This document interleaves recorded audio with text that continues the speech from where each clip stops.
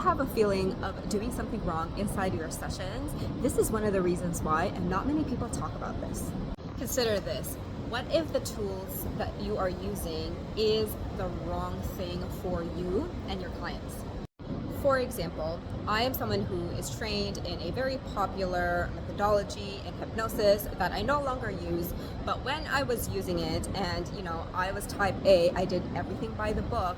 Even with doing that, it still felt wrong, felt very counterintuitive, and it just didn't feel right with a lot of clients. So instead of bypassing the feeling of being wrong, I decided to dig deep and explore it. And what came up was that I just didn't believe in the methodology that I was using.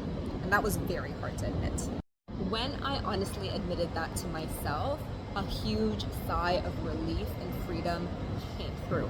And that was when I started to let go of the old methods and eventually created something that I now teach my students, which is called NeuroSync.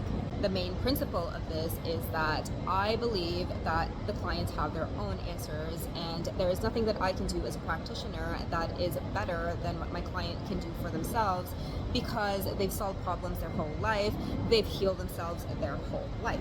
When I flipped the script around, that was when I stopped feeling that there was something wrong with me. Stress was less, there was no pressure. I loved each and every single session that I gave my clients, and they were so happy to shout from the rooftops and talk about the results they had when they worked with me. You owe this to yourself and your clients to admit what is something that you're doing that is not aligned with what you value.